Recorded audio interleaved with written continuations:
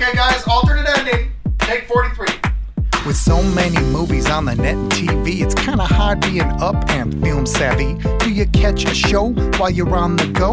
And how do you know what to keep or what to throw? How do you know what to keep or what to throw? Tune in, tune in, tune in to alternate ending. Tune in, tune in, tune in to alternate ending. Now! Please give a warm welcome to the hosts of Alternate Ending. Welcome to Alternate Ending, where we're discovering good movies, one bad movie at a time. I'm film school dropout Robert Jarsinski. Across from me is our casual moviegoer, Carrie Jarsinski, and our very own critic in residence, Tim Brayton. Big thanks to Patreon Andrew Milne for this week's episode topic. We're exploring the frenetic, action-packed flicks The Raid, Redemption, and The Raid 2. But first, Carrie, you promised, since we were trying to struggle to figure out what to talk about, that you had something interesting to say. It's a joke. Okay. All right. I've been saving this for you guys. When did Avengers come out? 2 weeks. 5? Is it only 2? 3? 4? Sometime. So it's been less than 5. April. We know it was not May. It was April 27th. April 27th. It is now May something. Oh, yeah. It's been about a month. It's about a month. Damn, it's the end of May already. So this joke's a little old, but I've been meaning every single episode to share it with you because it was so funny, and I keep forgetting. But you know when you forget jokes because you've heard them, or they're not that funny. You hear a joke and you don't remember it, but I remember it because it was so funny. So I was on an airplane flying somewhere to Richmond, Virginia, or something like that. So I'm on the plane. Is this the joke, or is this where you heard the joke? This is where I heard the joke. Okay. And it stuck with me. So I'm on the plane, and I'm a plane talker, and thankfully this guy sitting next to me was also a plane talker. So he sits down. We immediately try and find our common ground. And so I was like, is this the joke, or is this still setting the story of how you heard the joke? Still part of the joke. I haven't gotten to the joke yet. So the guy sits down, and we're like, oh, hey. And we're like, hey. And I could tell he was a talker too. So I was like, oh, yeah.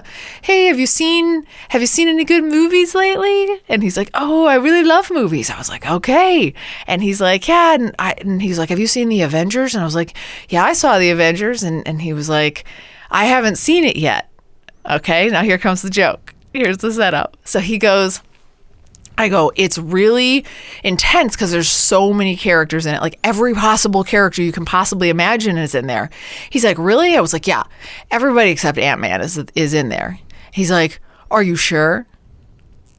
And I was like, yeah, I'm pretty sure. He's like, are you sure?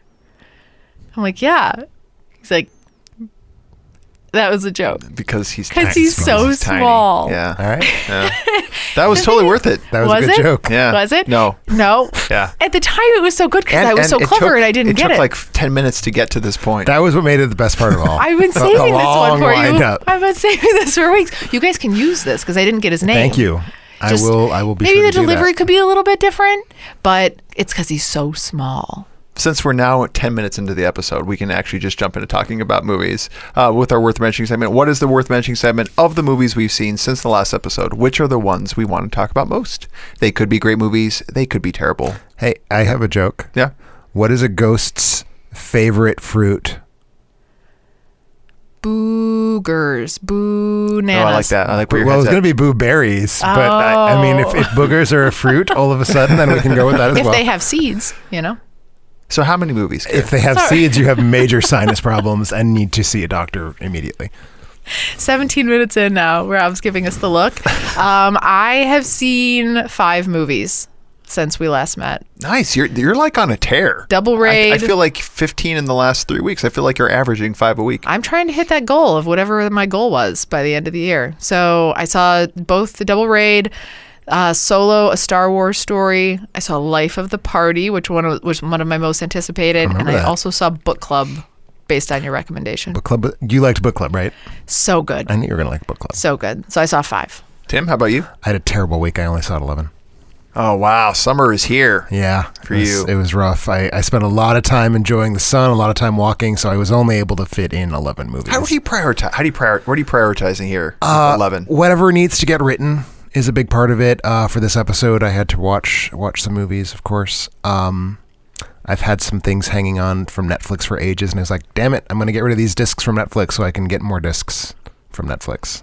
because I still do Netflix Are you on the discs. 3 disc I'm at on a the time? 3 discs at a time. Oh wow. When I watch movies hardcore. We're I'm on serious one about it. disc at a time, We're on right? the one disc, okay. and we barely can't keep up. return. We barely return it on time, or no, there's no time. We're paying $50 for whatever movie I don't want wanna to know. have Don't right tell me. now. So How many have you seen? I have seen 4, not quite your 5 or your 11. So I'm the weakest link. I saw Solo, saw both Raid movies, and Life of the Party. Cool. So what do you want to talk about first, Gary? I was just going to lightly touch on Life of the Party. I know we'll spend a lot of time talking about Han Solo. But Life of the Party, because it was one of my most anticipated of the spring? Sadly, it was either way. Either way. This was one from the actual summer list. If I recall Okay. No, it was the summer list. And this one is out there. It's written by and directed by Ben Falcone, who's Melissa McCarthy's spouse, her husband man. And it stars, in order of importance, Melissa McCarthy. You're wrong. Because in order of importance, it stars Maya Rudolph. No, I don't know if that's true. Really? You yeah. thought she stole the show? She stole it a lot. I don't know. I'm more pro Maya Rudolph. Rob's sort of cold, and No, in this movie. Are you saying No, this in general? this movie. In You this were- movie. Yeah. Just in this movie. Okay. Like Well, every it's time still the wrong opinion, but as long as you are generally not anti-Maya were Rudolph. just- no, every time- he thought her timing was weird, it right? just like took it. I mean, yeah, it just took you out of the movie a little bit. Like they were just doing a bit in the middle of a movie. Well, And that's exactly what... I know that's what they're doing. That's what the but- movie was. This movie. So if you haven't seen this movie yet, it's this sweet, adorable mom played by Melissa McCarthy gets dumped by her longtime loser husband, and it's like she gets dumped while dropping her college-age daughter off to college. That's pretty funny. It's pretty hurtful, but it was a good thing because he's a loser. So anyway, she spur of the moment decides that she's going to go back and finish up college. And that's the next best step in her life. And it becomes a story of Deanna navigating college whilst tagging along with her daughter. And that's pretty much about it. Rediscovering herself. Yep. And having sex with a hot frat boy. he is actually very attractive. Yeah, and very nice. So nice. Yeah. Rob was really into him for sure. I Rob was kept okay with commenting. that. I was okay with that. This one, though, Tim, so I gave it 2.5 stars. Yeah, I liked it more than you did, which threw me It a lot. throws me quite a bit, too. I think it had, like, I think that I don't know what fell short for me. I didn't think the writing was great. I didn't think the humor was great either. I don't think no one was laughing in the theater. It was just Rob and I alone in a theater. But anyway, I don't know. It was just kind of shallow, and I thought she was going to maybe go for the teacher. There was just a lot of plot No, points. that's an ethical violation.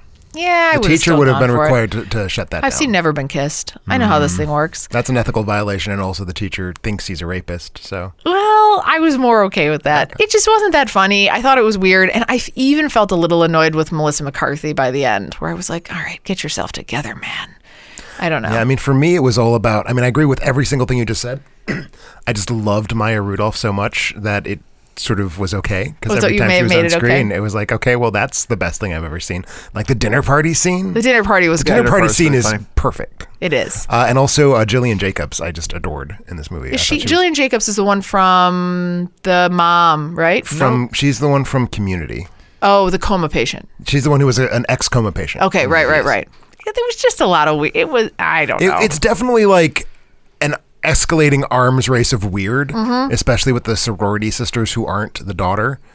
yeah. But I thought that Jillian Jacobs played a sort of like weird 8 years too old to be in college space case in a very appealing way that I believed, and I liked her Tom. I can see that. A lot. Yeah, I liked her character quite a bit. Yeah, it plays in all the kind of go back to college tropes that I've seen before. And there's a makeover scene, obviously. That She just used a brush. Yeah, she brushed her hair and she's not wearing a cat lady sweater, and now she's Has some lipstick on, maybe. and put some lipstick on, and everything's better now. It was okay, not worth seeing in theaters for sure. No. So Okay that's to what I pass. saw. Yeah. Will it hold up for you? Top 5? Probably not. Well, we don't know that yet. Yeah. We don't. That's true. Summer's We don't young. know. Yeah, Everything else could be much worse. that's true. I saw a really great film about the territorial positioning of French socialist parties in a local election. Oh, tell me more. It's tell me called more. The Tree, the Mayor, and the Mediatek, and it's impossible to find in the United States. I happen to have a friend who has the British Blu-ray, and we watched it. Oh, So I could talk about that for like 15 minutes if we think that sounds I good. actually thought that you were making some sort of like joke to the opening of Solo, like the scroll like that I missed because I wasn't paying attention for the opening Well, scroll. it doesn't scroll. Oh, not is no the thing. scroll, but it just the like opening it just, like clumps. something's going on, and I thought that's the setup you were doing. No, No, there's actually a movie about like sectarian French socialist politics involving whether or not it is appropriate to build a media library in 1993 when these things are still like very new. Good movie. You should see it. 5-star. Okay. 4. Oh. But yeah, Solo, a Star Wars story. Came jumping out at the box office, actually struggling mightily. It is. It's doing money that sounds big. And if I were just to say it's going to make $100 million for the Memorial Day box office, that sounds like a lot of money. Based on historically how much films that open Memorial Day weekend multiply their opening weekend take, there is not merely a good chance, a damn good chance, that Solo will become the lowest grossing Star Wars film ever released. And that's not adjusting for inflation. Like, it might gross less than, it will definitely gross less than Return of the Jedi, and will probably gross less than Empire Strikes Back.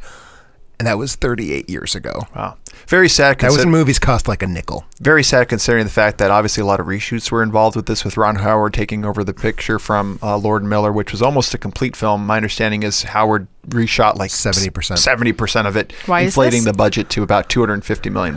Rumors persist, although the strongest rumors are one that Alden Ehrenreich was just not doing well, and they decided that the directors are the reason why. The other reason is that the directors were trying to change too much of the screenplay, and that Lawrence Kasdan, who is one of the two screenwriters with his son John, is like Hollywood royalty, and so he said, "Get these two fuckers off my movie." Yeah, you don't improv on a Kasdan script. You don't apparently do that. not a Kasdan Star Wars apparently. Oh, so yes. 110 sounds like, I think it would be we're still kind of, I think, tallying results, but fifth high would be the fifth highest if in a Memorial Day. But yeah, to Star Wars acclaim, like it's not nowhere near where it needs to be. Tanking. Yeah, it's out and out tanking. Especially since, Kara, you had it number 1 at the box office in your predictions. Tim, we all wildly overestimated this movie. Yeah, I have it. I have it number 3. Your but I think 300, 350. Your 350 is still like far too high. Yeah. So Deadpool has opened, will likely have opened higher than a Star Wars Deadpool. That is where it should surely, be. Without question, will have out-opened Solo. And should be. So for those who haven't seen it, though, Rob, do you want to tell us a little bit about what it's up? Yeah, it's about an unnecessary prequel to... It's about... Did you see the scene where Han Solo walks into Mos Eisley Cantina? Did you ever wonder... Where did he get those pants? Did he go to a pants store? Yeah. Well, there's not a pants store scene in Solo, but there probably would have been in Solo too. Where did he get those dice? Where did he get those dice? The dice matter a lot. They matter a lot. Why is his last name Solo? I know that. No, but I found that out from this movie. But why would anyone give a shit? Care? Like, I why would really you want to know? That was an intriguing part. Or could it have just been his given name? It was just the thing. Fine. It's a movie that has characters named Skywalker and Darth Vader. Calling the lone wolf rogue Han Solo was just like, oh, George Lucas, you're just a really shitty screenwriter. That's adorable. It never occurred to me there might be a narrative behind that surname. Now that you're saying that makes sense. But at the time, I was like, well, that makes sense while you're called It does Solo. make sense, but it was kind of stupid. We could also see the time that he had colitis, and that would have made sense. So it establishes where, the famed Han Solo came from, the lore of Han Solo. How did he become who he was? And there are certainly some fun moments. This, again, directed by Ron Howard, taken over from, or Ron Howard took over. It's a Ron Howard. It's a Ron Howard. It feels like a Ron Howard film. In the sense where there's just nothing to. There's nothing to it, and it has a really, really bad time stumbling over episodic narrative structure. The two hallmarks of a Ron Howard. Starring Alden Ehrenreich, who I will say, I did feel a little bit bad for him. Tough position to be in. Tough position. I liked him. I thought given that the character did not in any way feel like Han Solo from the script on up, I thought the thing in the movie that they were calling Han Solo, I think Alden Ehrenreich did a fine job playing that character. He looks a little. I mean, there's a resemblance. Jawbones, for sure. There's a resemblance there. And he was doing a Harrison Ford thing. I think that was the problem for me. Like, if this was just a movie about a smuggler, that would have been fine, but they kept reminding you throughout the entirety of the movie. They sure did. Like, look at these dice. Like 3 times I saw the dice close up. Nobody cares. The dice are a prop. They show up They are never in the original trilogy given a glamour shot, but they're there. So this is the only movie the dice appear. No, they appear in all 3 of the original trilogy. Do. Oh, okay. But not as like a plot thing. It's just like there's dice because it's cute. It's an in-joke because you used to have fuzzy dice hanging on your window. It's like if I showed you my wallet today and then like we made a movie about like how I got my wallet. Like who cares? Nobody because cares. You showed her your wallet. You didn't just have true. a wallet I just didn't have it, like, that she may or may not have paid attention to while you were walking by, which would be the equivalent of the dice. It just makes I didn't notice that. I mean, this is my point. Yeah. This is my point. Also stars Woody Harrelson as Tobias Beckett. Great name. Tobias Beckett is the all-time most pedestrian-ass Star Wars name. I'm realizing while we're talking about it that I hated the movie a lot more than I thought I did. Yeah, you actually... Tobias Beckett. You actually took a step back in your ratings. I did. Right? I gave it a 3-star initially. What happened, I saw the movie in theaters, and I was like, okay, well, this is a boring movie. But the train scene was pretty good. It was a good train scene. So I feel good about the train scene. So I'm going to say, go see this movie. It's got a train scene. And that apparently was enough for me to say 3 stars on Letterboxd. And then I felt pinned down by the 3 stars when I was doing the review on the site. And then I was like, no, fuck it. So it is now a 2.5-star review, officially rotten on Rotten Tomatoes. Yeah. You know what's so funny is the one thing that stood out to me was also the train scene. But what's weird is I was sort of like zoning out and thinking about, I was kind of hungry and I was thinking about what snack I wanted after it was over. And while I was zoning out, I was like, hey, this kind of reminds me of Snowpiercer. That was a good movie. Snowpiercer was a good movie with that train and the snow. And then I was like, oh, wait, I'm watching another movie. Like, this is what we're watching here. Yeah, it was a snoozer. It was just really boring. I loved your Letterboxd review. Did I? Oh, yeah. What did you actually write? You wrote some... she wrote one of the better Letterboxd reviews of Solo, if I may say so. Very nice. Yeah, it was really boring. I didn't care about any of the characters. Yeah, the savior, Donald Glover, who everybody was really excited to. Lando? Who's playing Lando? I think you had to have decided going into the movie that Donald Glover was going to be your favorite part for him to have ended up being the best part, because he's really just doing a very good Billy D. Williams impression, but he's really just doing a Billy D. Williams impression. I actually thought Paul Bettany was pretty strong in his performance of it. Dryden Voss. There's Dryden Voss, and they introduce a whole that's a Star Wars name. Dryden Voss. Amelia Tobias Beckett. So what did you guys think about Amelia Clarke? You weren't high on Amelia, Tim. Oh, God, she was awful. Really? I thought she was terrible. She didn't bother me. She didn't bother me either. Yeah. She was net neutral, but I just like her in general because I think she's cute. I found her very off-putting. Oh. I think what stood out to me, I usually don't pick up on something like this because I thought my glasses may have fogged over something through the beginning part of this movie, but the lighting was something was weird. Very dark. Something was very off with the lighting. I have no idea what's going on. At first, I thought it might have just been the theater I was at, because the theaters here in Madison don't have the world's best projection, but other people have confirmed that it's terrible. You guys saw it at a different theater than I did that usually doesn't have the same projection problems. So yeah, no, I think it's just dark as hell for reasons that are very unclear, because it was shot by a really great cinematographer, Bradford Young, who's done some wonderful, wonderful work, a recent Oscar nominee. And Solo is just dim. It's weird and dim and muddy. Yeah. There were some scenes outside, like later on in the movie, where the lighting. I mean, obviously, then it's not lit as naturally. When they're on the desert planet and it's just the sun, it looked fine. It looked okay. Yeah, there were a couple times where they were trying to get laughs too. Was anyone laughing in the theater that you were in? No, the theater I was in was not responding. And we all saw it opening night. Yeah, which you saw it with like the hardcore geek crowd. Yeah, and the hardcore geek crowd was not having it. There were no cheers, which I remember seeing Force Awakens opening night on a Thursday, and just people just clapping at the beginning. And one person in my theater, when the Lucasfilm logo started, began clapping, and another person from the opposite end of the theater said, "Oh, come on." Was that you? No, it was not. I'm a good patron. I don't speak, but I love that the opening night crowd was even kind of like, we're here because we need to see the Star Wars, not because we have any desire. And you could just feel that. Yeah, I counted 3 laughs in the theater during the whole movie, and the person was actually drinking a beer that they had smuggled in. And then I realized that was us. There were at least a couple laughs that I think hit. I'm drawing a blank on what they were. A few, but not many. At least a couple times. Yeah. It's hard because this is the kind of movie that if you're going to see, it's worth, I guess, sort of seeing in theaters, because it's sort of like it's not. But it's like, if you're going to force yourself to go out and see it, it's a world building visual thing, even though it's dark. But you're still saying, that's the thing. It's dark and ugly. I don't know. I actually don't know if it benefits from being seen on the big screen. You don't think so? What about you, Rob?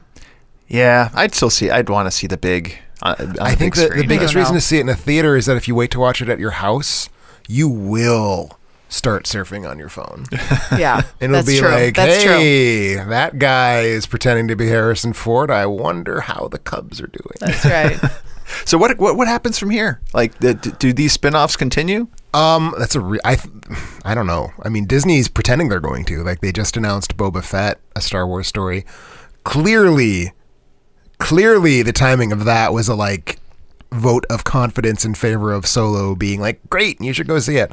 There was going to be 3 Solos, and you can tell that they set up with a real fucking dumb reveal. That they've got like plot hooks. And I will say that was one of the only moments that the audience seemed to have any kind of emotional response, was this reveal of something. I won't talk about it. It's dumb. It makes no sense. So they're clearly setting up a trilogy of Solos, a trio, if you will. And those aren't going to get made. It might not turn a profit. Yeah. Like, it's doing very badly overseas. How much did this one cost? No one knows the exact figure, although certainly more than $250 because they had to reshoot so much of it. Estimates have it at least $250 because of the reshoots. $250 to $300 is basically they filmed 2 movies. They had to film 2 movies. I mean, that's not fair entirely, because a lot of the cost of a movie like this is the visual effects that did not have to get done the second time. But I mean, it still cost I just feel like there's a lot to be learned. I think we all like Rogue One. I do. It's right. Rogue One is definitely my favorite of the Disney era Star Wars. So much better. There's things that can be learned, I think, from that. Taking something that benefits and just represents the history without kind of making it forced. Because Rogue One did a really great job telling its own story. I thought so too. And I think there's something that can be learned there. Hopefully they can apply. The small number of callbacks felt appropriate to the story being told. Well, I want to challenge all 3 of us. Okay. Besides Donald Glover, which it sounds like none of us were super high on Donald Glover anyway, and besides the train scene, name something you thought was good or even really good about Solo, a Star Wars story. I actually liked Junus's portrayal of Chewbacca. I thought was pretty solid. All right. Oh, you just pulled. You want to. You just talked about this before. Now you're putting me on the spot. I just enjoyed Chewbacca, especially since I thought it was Peter Mayhew the whole time. Is that a spoiler to say that Chewbacca shows up? No. Okay, just not any more of a spoiler than to say that like they do the Kessel Run in 12 parsecs. Yes. So if there was an element like the dice or the clothes or the blaster or whatever, I wanted to see how Chewie and Han met. Like, that's probably the only thing I would want to know, is how those two ended up together. Maybe how he got the Millennium Falcon. Like that. Those are important pieces for me to know the backstory on. But everything else, no. So yeah, the Chewie, how they came to be. I will say one of the jokes that did land for my audience was when it became very clear that they were naked in a shower together. Yes. Which I feel is like the closest to legitimizing Star Wars /fic that has ever happened. I did laugh. Can I take that scene? You can take that scene. I will take that scene. Okay. I will take the nude Chewie and Han Solo shower scene. I am going to go with... Don't say when it's over. No, that would be cheap. Oh, okay. That would be mean. You've done that before. I have. Lots of times. Once. Maybe twice. When Han has... Right at the beginning, so none of this is spoiling anything. When Han's lady love, Emilia Clarke, has been captured and he's trying to escape, and he's very sad. He sees a billboard inviting him to join the Imperial Navy. Right. And the music playing off of that billboard is a major key version of the Imperial March from the original Star Wars trilogy. And I thought that was a very fun little nice musical that just in-joke. seems so dice, more dice for me, you know? Except like the dice are not prominent, whereas the Imperial March is super prominent. I just didn't notice that at all. So I'd been primed for it. I was like told there's a thing with the Imperial March. I was like, oh, there it is. So look for that if you haven't seen it. Listen for it. Sorry, and look. Don't look. The movie's ugly as shit. Just listen.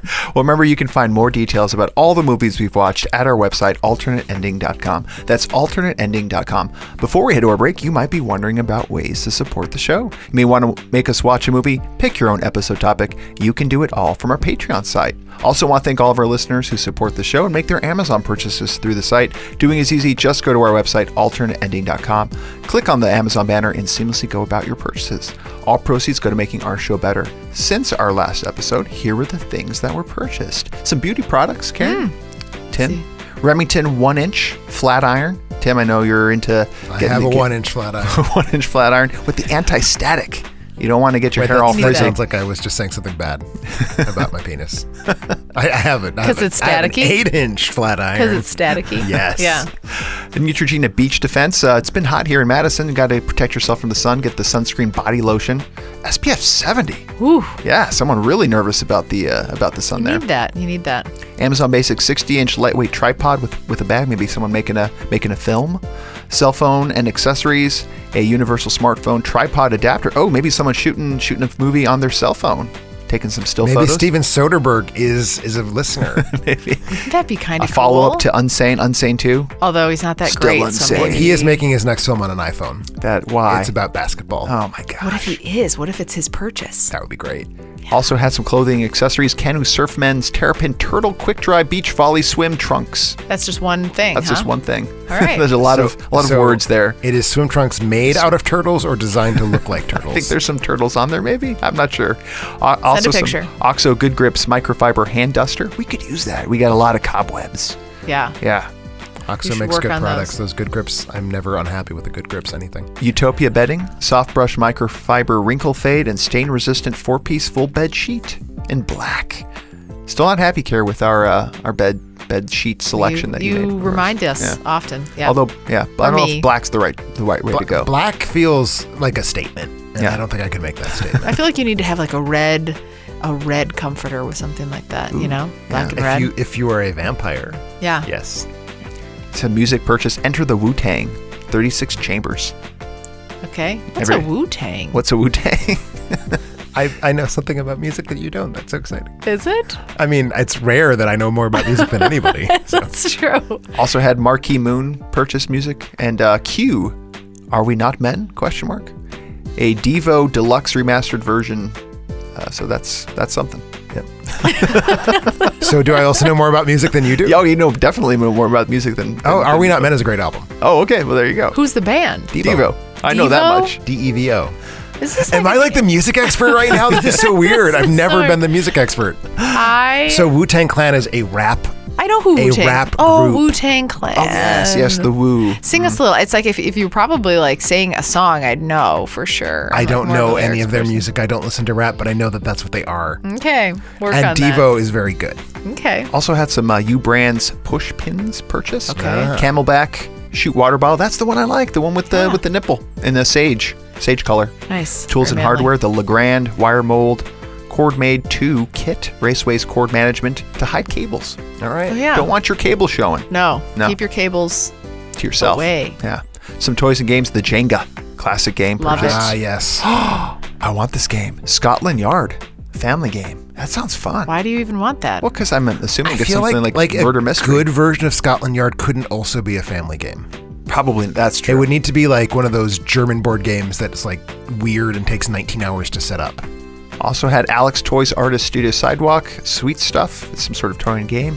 Crayola Light Up Tracing Pad, that's very nice. Okay. Wait, a light up tracing pad? Yeah, We live in a magical age. yes. It is. Amazon Instant Video had some purchases there, or All right, rentals. throw them at me. Romeo and Juliet, not Love sure it. what year. 1961.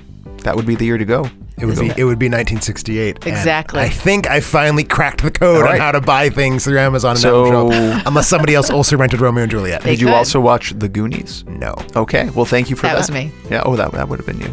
We also had some DVDs, Blu-rays purchased, The Wizard of Oz on Blu-ray, Seen it? Passion of Joan of Arc on the Criterion Collection. Excellent choice. Blu-ray. Wait, isn't that your favorite? It is. That's the mug It is that a I great got you. movie. Oh, yeah. It is my The Man pick Who for best Fell movie. to Earth, Nice. Collector's Edition. Appreciate Okay. that. Guns of Navarone, one of my dad's favorite That's movies gotta on be Blu-ray. your dad. No one else would buy that. It's a Wonderful Life. Speed Racer on Blu-ray. I beg your pardon. Now, It's a Wonderful Life is an excellent movie, sir or madam who purchased it. But I think you'll find that Christmas is not for many months. yeah, a And little therefore, early. you are being unseasonal. Maybe they're saving it. Maybe. Early Christmas gift. Speed Racer. Maybe they're doing a Probably Christmas like in a July discount. party. I've Could heard be a about discount for giving getting it Speed early. Racer a second chance. Speed Racer is a film that earns a second chance. Okay. Obsession, 1976 on Blu-ray. It's Brian De Palma. Legends of the Mountain on Blu-ray. I really need to get that a lot. It's so good. War of the Worlds on Blu-ray. Not sure which one. I'm One. assuming the original. Actually, I think it's probably the Spielberg because I don't think the original's on Blu-ray. Okay. Bridge of Spies, the combo set. That's definitely the Spielberg. sugar. Oh, big. Sounds like somebody was going all in on Spielberg. Here we go. They were doing a sale. Oh, I think they were actually doing a miniature Spielberg sale. Well, they picked up the Sugarland Express and Munich on Blu-ray. Nice. Munich, one of my favorites. Dark City, the director's cut on Blu-ray. Very nice choice. And then a little. I'm blanking on her name. Kathleen, I want to say, but Point Blank, director's cut. Oh. Or director of Point Blank. Oh, Catherine Bigelow. Catherine Bigelow. But that's Point Break, not Point Blank. I have no idea what Point Blank is. That's what actually threw me is because, like, yeah. Catherine Bigelow. Point Blank. Nice job, yes, Karen. Catherine Bigelow did Point Break, the first Point Break. She also did that bomb movie. She also did the Bomb movie. The Point Blank is by John Boorman and is phenomenally good. So I get confused. Point Break, Gross Point Blank, Blank and then Check. Point Blank, Blank Check. All these throw me. Yeah. I get that. Well, when we get back, our spoiler alert for the Raid movies.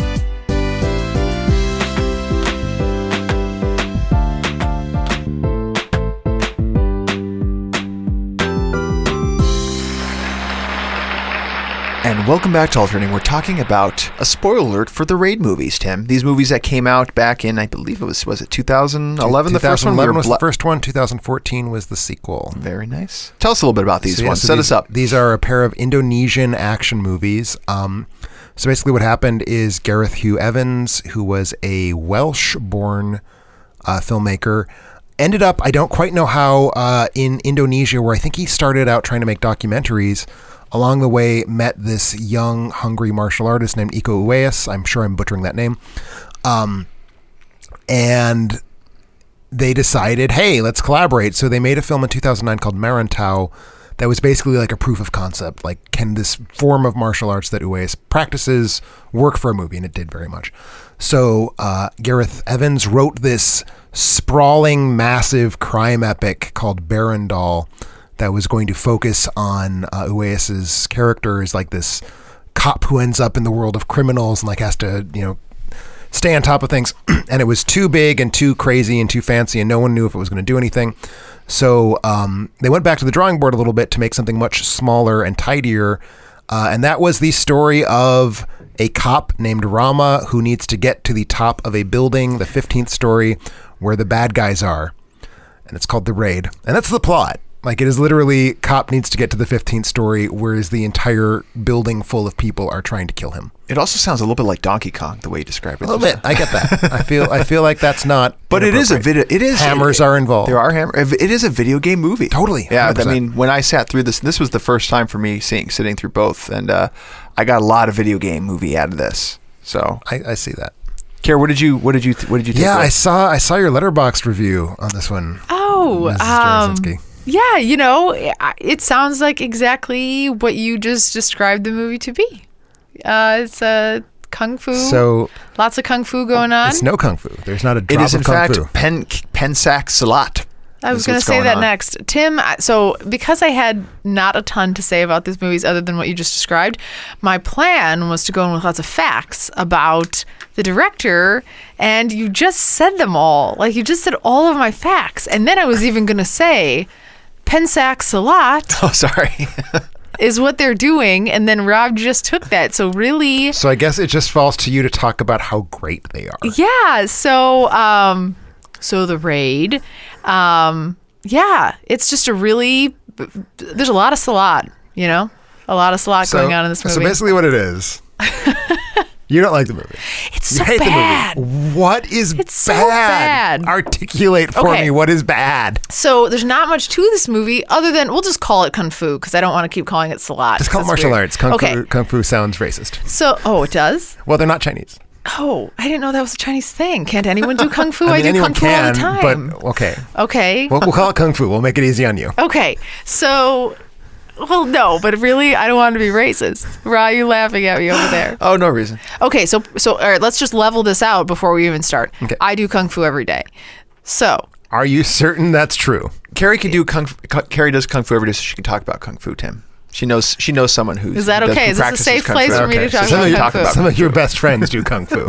Everybody I know does kung fu. Are you thinking of yoga? That's right. Hot yoga. That's right. Bikram. So this movie, that's all that this entire movie is. So this guy walks into a building and it just starts killing people up and down all over the place. There's lots of guns. There's lots of shooting. Then here's a little piece I want to talk about. These people are talking. These people are using words, but it's clearly not their own voice. What's happening there? Oh, shit. You guys watched the English dubbed version, didn't you? Oh, yeah. Yeah. Is there another version? Oh, yeah. Oh, well, you need to go back and rewatch it. No wonder you didn't like it. I'm sure really we missed key plot elements. You missed the right musical score because it has different musical. It has by one of the members of Linkin Park, the version you saw. So they have a bunch of They speak in Indonesian in the real version of the yeah, movie. so they all have Brooklyn accents in this one for all the characters. That doesn't count, so you don't get to say that it's bad. Here's my other question, though. So, and Rob, I'm curious on your thoughts on this, too. It looks like sometimes they're saying the English word, and then sometimes they're not. Are they trying to speak English? Well, some of the words are English loanwords. Okay.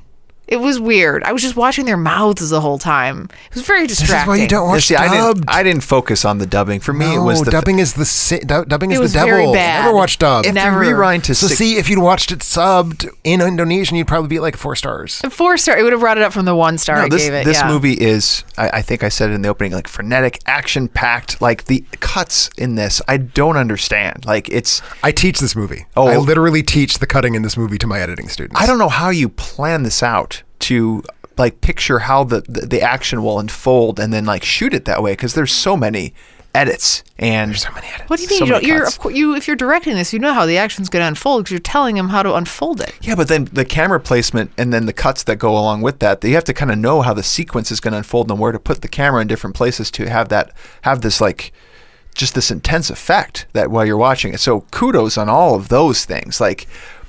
And again, rewind when Rob was when I was 16 years old, like this would have been my movie. This would have been my jam. But I guess, I don't know. I guess I need a little bit plot and some character. But why do you need those things? Why would this be a better film if it had more plot? I would care more about the character a little bit, like to achieving his goal. Do you need to care about the character? No, I mean, but there's only so much. There's only so much of that I can take. And like, for me, the amount of that I can take is less than the 100 minutes that the movie runs. 15 minutes of it, like awesome. Like I could just go for 15 minutes of that. Here's my thing with The Raid. The Raid is ballet. You're watching one of humanity's finest specimens. Really 2 of them, because there's also, I forget the man's name, the other choreographer. One is Iko Uwais. One is he plays Mad Dog, the villain. They're both in incredibly good physical shape. And you are watching them do things that human beings aren't built to do. And that's basically it. Like that to me is the appeal of the film, is watching. Oh, Yayan. Yeah. It's Mad Dog. Yeah, but Yayan Ruhian. Ruhian, thank you. Yeah. I was like, it's Yaya something, but yeah. Anyway, so sorry. No, that's cool. Thank you.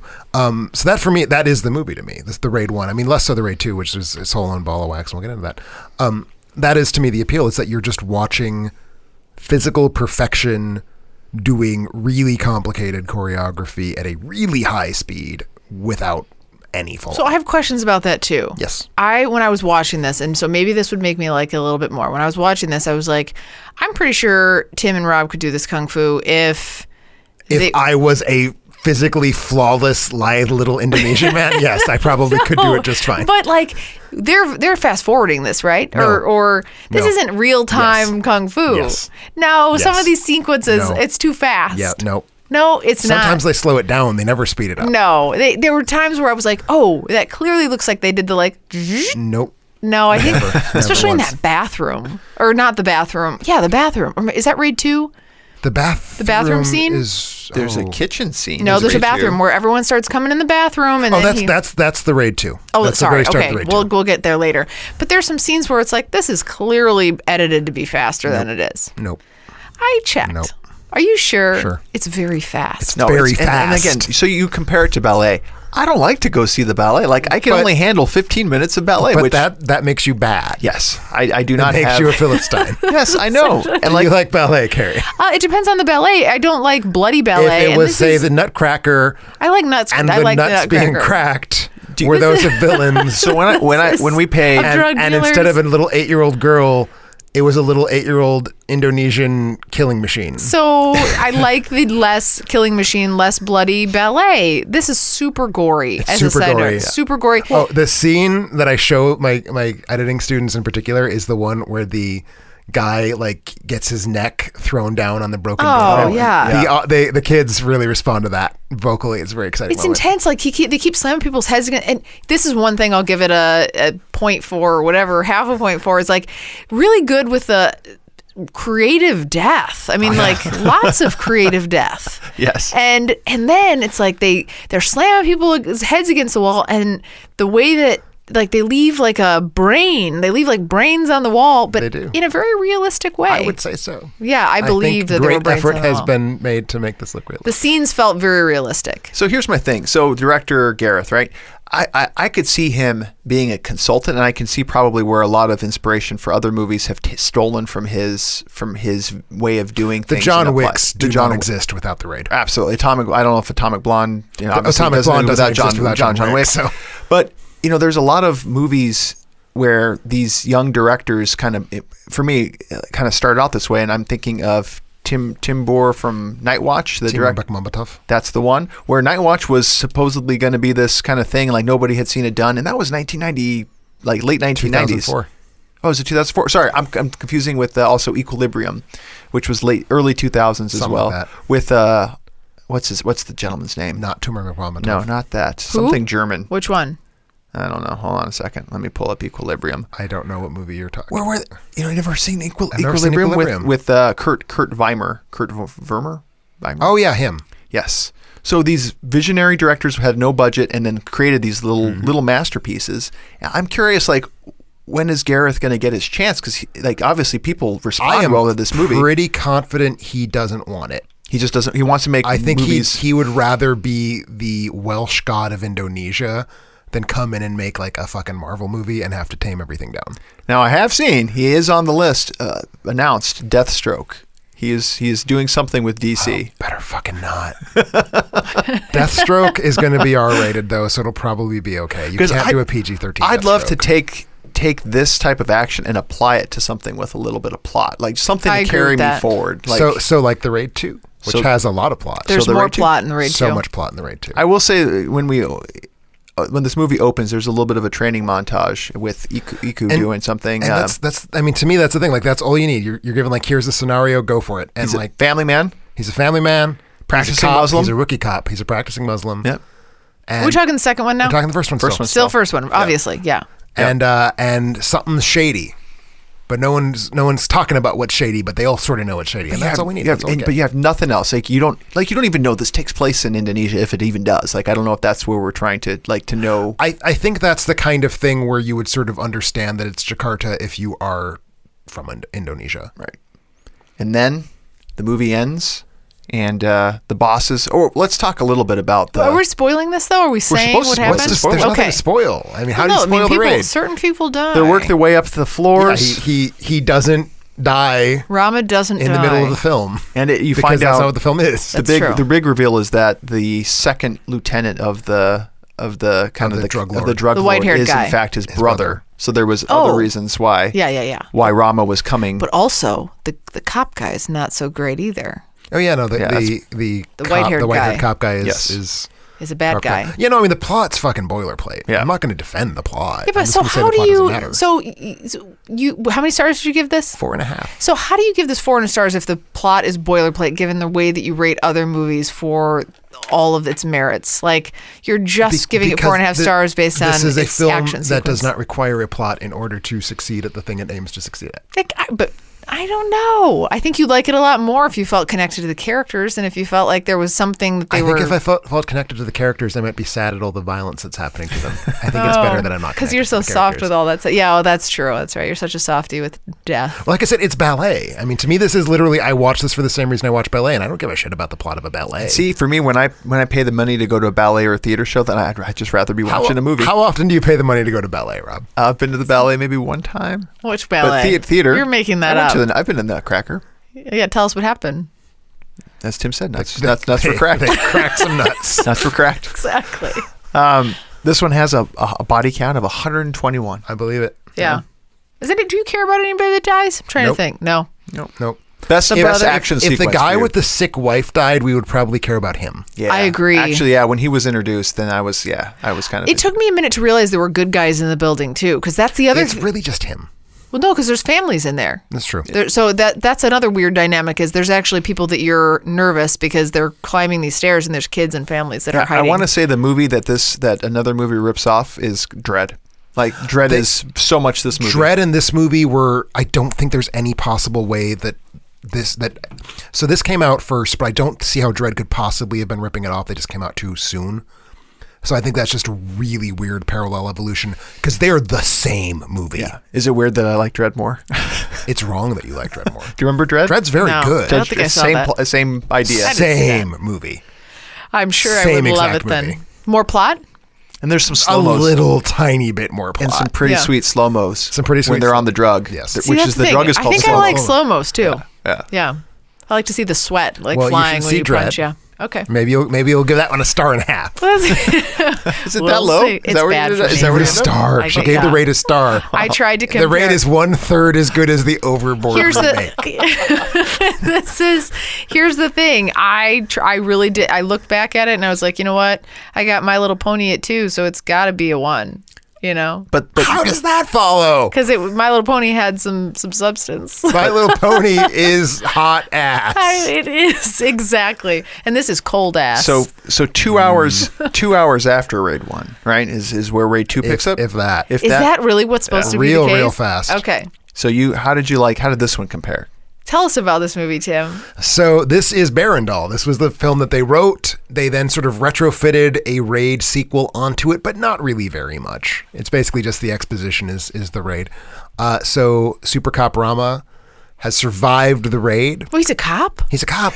He's a rookie cop. Was he a cop in the first one? He's a cop in the first one. Oh, I thought maybe he got promoted. I thought he was just kind of like helpful. Okay, keep going. I think you need to rewatch the Indonesian version and you'll love the movie because it's great. I think I will. Just helpful. So he has survived the experience. He meets with another cop who has like this special secret task force trying to root out all the corrupt cops. And he invites Rama to be like his man on the inside in this one gang that's like controlling half of Jakarta. Rama declines, but then Rama's brother gets killed, which sort of weirdly is actually shown in the opening scene of the film, and then we flash backwards, but it's not really set up as a flashback. It's weird. So Rama's brother is killed by this little low-rent gangster who wants to become a big deal gangster. So He's now, so annoying. Now Rama is in it for the revenge. So he joins one of the two major gangs, the native Indonesian gang, as there's also a Japanese gang. And then becomes this like long, large crime epic that has a lot of pretty familiar elements. It has the Indonesian crime lord's son is an ambitious hothead who makes some very, very terrible decisions. Is that Uko? That's Uko. That's Uko, yeah. He wants to start a gang war with the Japanese because he thinks that his dad is being too passive and letting the Japanese have too much of their territory. And so there's this like very tense gang war situation while Rama is trying to stay alive and trying not to get caught. Meanwhile, becomes like Uko's best friend, basically. And so he has like an extra hard time hiding. Best friend. He's a fake bestie. Yeah. Uko thinks they're best friends. Right. Rama knows that he's using severely fucked if he gets found out. Right. I got a lot of Departed, got a lot of Godfather. Got got some Departed. Presence in this. Infernal Affairs, which is actually probably the film they were borrowing from. Right. Rather than Departed, but yeah. And certainly better looking movie quality. Obviously, the money that they had the money to nice make widescreen, some real beautiful shots. Yeah, some really nice looking shots, good lighting, all the what you would expect of a larger feature. 2.5 hours. Tim. It's too fucking long. It's way too long. It's way too long. I already said that I only wanted 15 minutes of what the raid was, and now I get 2.5 hours. Plot. I wish it didn't have any plot, but just had action scenes. Then I would love the raid. So basically, I got what I asked for with the raid 2, and it was just too much more. No, I really like this one a notch better. Agreed. I knocked it down because obviously the original was the original, and the originality of that was something to behold. But this just looked better. It was a little tighter. That prison sequence. I would not call it tighter. No, tighter in the sense. Not tighter. Just visually more appealing. Okay. To me, say like the whole problem with it for me is that it is much less. That tight. prison scene. The prison in the scene mud really stood out to me. There are 3 action scenes in the raid 2 that are all competitors for the title of the best action scene of the current century. The prison fight, the car chase, and the kitchen fight. Those are all like A++ action scenes. Which action scene for you, Care? Probably the mud. Both movies. The muddy one. The mud. The muddy one. The prison. It's so good. Actually, no. This is the potty scene. I liked the potty scene too. The potty scene's really good. Yeah. Because I liked how he had to. And again, I thought this whole thing was fast forwarded, but he takes on like 50 people coming at him in the. Because he's a super cop, so he can do that. I suppose so. I gotta say, one person who stood out, and this is the part where the plot kind of got in the way of the movie for me. I had trouble understanding, because you mentioned the different gangs. I had trouble remembering like who's on whose side. There was I looked up this actor's name because he stood out to me. Oka Antara, the gentleman with the beard and kind of balding and the intense homeless man. Yeah, the intense homeless man. Yes, that's how I would describe him. No, the intense homeless man was who's that? The intense homeless man was Yaya. Whatever, Ruane. Is it? Yeah. He's basically in the movie for the solitary point. That's Mad Dog? That's Mad Dog? Well, yeah. The intense homeless man, but you're not describing the intense homeless man. No, that's who I'm describing. The one that just killed everybody in the alley. Yeah. He's not bald. You know, he had he had long stringy hair. Long, but he has like a hella hair. Lots of hair. Like right in here, in the top. Right where yours is? What? So wait, yeah, that's Mad Dog. That's it's not Mad Dog from the first one. It's not the same character, but it's the same actor. It's supposed to be Mad Dog. So yeah, he was awesome. He's so good. Yeah, he was very good. He's very good. And I was very sad to see what happened. Is he a good to or him. bad guy? That's what I don't understand. He's a bad guy. Oh yeah. But who was he working for? So he's working for the Indonesian gang. Okay. But the Indonesian gang leader's son arranges his death as a way of throwing suspicion on the Japanese gang. So they're trying to start this gang. Yeah, the Indonesian son is trying to like trigger a gang war, and he knows his dad won't unless the Japanese do something terrible, so he tries to like frame the Japanese. Got it. I'm with you now. That helps. But yeah, it's just too long. It's too long. Too long of a movie. At least they had. Did we know that Rama was married and had a kid in the first one? We do. Okay. I couldn't remember. In the second one, it was more prominent because now he's gone to jail for 2 years. Well, she was pregnant. She was pregnant in the first, and he kisses her belly. You're right. Yes. When she leaves. So in the second one, then he goes to jail. He's there for 2 flipping years. He goes to jail for this stupid ruse. And he's got a wife at home with a kid on the way. He thinks it's going to be 4 months. Yeah. But then he gets fucked over. Yeah, but at the same time, it's not like he races home after he gets out of jail. He calls casually from the road to be like, "Oh, hey, Mama, I'm it's because they know who he is, so if he goes back home, they will kill the wife and kid." I feel like I didn't even see any tears. I didn't even see any like... Super cops don't cry. He should have. If I was that wife, I would have been like, "Peace out, loser. Why would you leave me for so long?" Like, did he know when he went into the... Oh, because he thought it was going to be 4 months. Okay. And he even tells her about it. He's like, "It's going to be a few months, but it's what I have to do to keep us both safe." I don't know about that. I thought what he was you guys saw the fucking English dub. I don't know. Maybe he's talking about churros. And then the thing was he was. And I was like, yeah, you left your wife for a churro. I was like, you're such a jack. But at the same time, I don't know. I was like, who would leave your pregnant wife to go to jail? I actually have. And I thought he was going out to redeem his... Is he... Sorry, I got to get the timing right here. Is he going out... Does he go into the jail to do anything with his brother? What eventually consists him to go to jail is that his brother is dead. Right. So he wants revenge. Yeah, so that's just all on you, man. You're not out. You're just out to get revenge. Who cares? I mean, your brother was kind of a dillwad anyway. Yeah, I have a note here for myself. Leaves family for 2+ years! ! Is what I jotted down. For your brother that was not... Who was like a scummo. Like, why? That was stupid. To fight the good fight. Yeah, that was stupid. To root out corruption. Stupid plot point. He should have, like, busted out of there, gone home. Care to exemplify the complexity that... like just one of these scenes takes, that epic kitchen fight scene that Tim talked about. That took alone 8 days to film, had 195 shots. So imagine again, having to think through where you want to put the camera and how everything will unfold. It just that's a lot of work. Yeah. You know what is even cooler than that in the car chase scene? In order to do that one moment, you may or may not remember it, where the camera is in one car, enters the passenger side front door of another car, and then goes through the car to exit the rear driver's side window. Mm-hmm. In order to make that happen, one of the cameramen, there were 3 cameramen involved in that shot. One of them died. Yes. I thought so. No. One of them was dressed as the seat, the passenger side seat, so that they could like put the camera in his little hands as he was like dressed as a seat so he could pass it to the next person in the back. Oh my gosh. I love knowing stuff like that.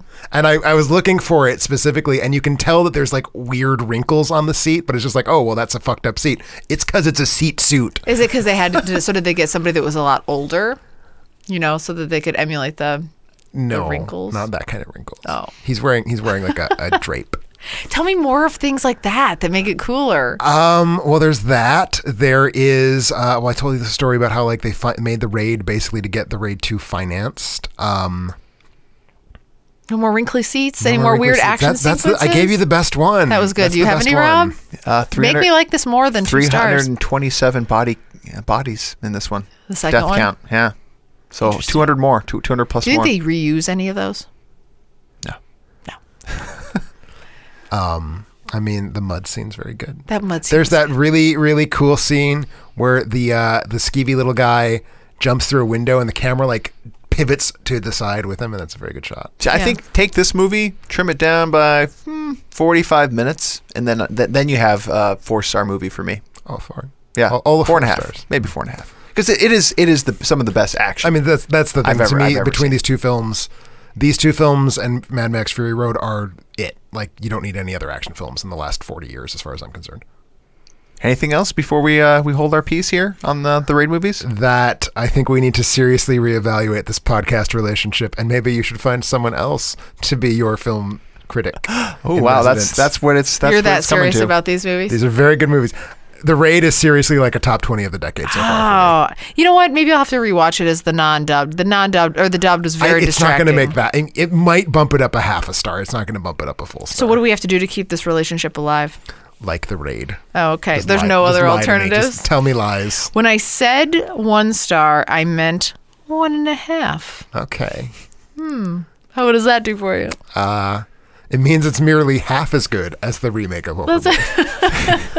Well, I'm not giving up on the remake of Overboard. Like 5 years from now, I'll still mention that you made me watch the fucking I lowered my rating to 3 star. I thought about it. I retroed You still made me watch it? I know. I had to go see that movie. I have other redeeming qualities. Yeah, I suppose. I don't know. I wouldn't have seen that really charming Life of the Party without you. Exactly. Well, every week we ask you to share your picks and thoughts for movies that are on our spoiler alert for a chance to win an Amazon free movie rental. Based on the results, here were some thoughts that were shared. We picked one at random. It was Not Fenimore, our lucky winner this week, who said, "Can I just say the moment where Ganger drops through the hole in the ceiling." Oh yeah, I forgot about the finding your way out through the ceiling. And one of the non-superhero cops tackles him midair and then knocks him out of the window. Is one of his favorite action moments of all time in cinema. It's real good. It's a well-arranged, impressive physically, and unexpected yet perfect. I laughed out loud. That moment was pretty sweet. In conclusion, A+ movie, would watch it again. Thank you, Not Fenimore. I agree with you. Not Fenimore, shoot us an email at contact@alternateending.com for details on how to claim your free Amazon movie rental. If you want to win a free Amazon movie rental like Not Fenimore, be on the lookout for our spoiler or top 5 movie posts on Facebook and Twitter to share your favorite picks. And thanks, I want to thank everybody for tuning into the podcast. Check us out on social media. Go out to our Facebook page and like it. Go out to Twitter. We're tweeting all the time. You'll find some random thoughts of Carrie's and Tim's. I'm trying to tweet out a little bit more. Alternating.com, where you'll find all of our podcasts, movie reviews, blogs, and more.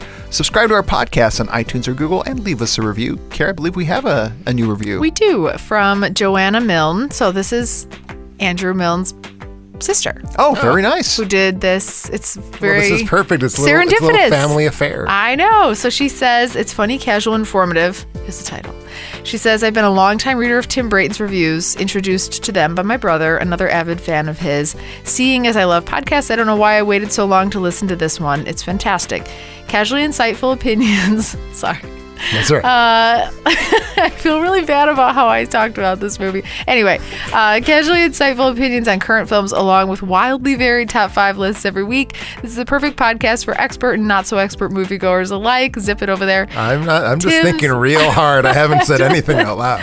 Tim's sardonic humor is even better in audio format because you write reviews too. I do write reviews. And it's highly... And you are. By the way, if you like my sardonic reviews, you totally need to read the Theodore Rex. It's one of my favorites. I have read it. It was my favorite thing I've written in a while. It's making me want to see that movie. I think I might like it. It's and it's highly entertaining to hear his mounting frustration with married co-hosts Robert and Carrie Jarsinski's differing tastes. It is unfortunate. Oh, then Joanna must have loved today's episode. Yeah, sometimes we align. There's that time that you love book club, remember? Book club's great. I know. You know what's even better than book club? Raid. The Raid. Their good-natured bickering, sort of, is the perfect foil to the lovely pretentious pics Tim brings to the table, like that weird one you had earlier today. This podcast feels like hanging out and talking movies with your buddies and has given me dozens of new recommendations to check out. P.S. I know the hosts read the reviews of the show, so to correct something that's driving me crazy, Rob, why the H do you keep giving our name, or pronouncing our name incorrectly, she says. No, she doesn't say that. She says it very politely. They often mention my brother Andrew Milne. You previously called him Andrew Milne. And I'd like to let them know that our surname rhymes from kiln. So it's... I've been working on it. See, what this frightens me... Non-English speaker here. The author of She's from the Winnie UK. the Pooh books has the same surname. And for my 36 years on this planet, I've been calling him A.A. Milne, and now I feel like I'm an idiot. No one's ever... Milne. Is it A.A. Milne? And no one corrected me. We're in our defense. I'm not 100% that we're actually pronouncing our own name correctly. Who knows? Your parents say Yaroshinsky. I was going to say, I'll bet anything it's like a yar. I think it's a Yaroshinsky. We're a yar. My mom says Jaroshinsky. I don't even know how to say our name. So sorry. Well, thank you for the lovely review, and this episode in particular, I think exemplified everything you had in there. So appreciate you listening. Next week with Ocean's 8 hitting theaters soon, we'll be looking at our top 5 Sandra Bullock movies. Tim, you have, I think, amongst the three of us, you have the most catching up. This will be the first time ever that I'm the neophyte. I've only seen 5 Sandra Bullock. That's not actually true. Welcome to the club, man. Good luck. Good luck. It's fun. I already know your list then. All right. Yeah. What's my number 1? Miss Congeniality. I haven't seen Miss Congeniality. I know. So maybe it'll be like my your number 1's probably 30. Was she in some sort of weird French film in 1936? No. We'll see. Yeah, we will catch you then.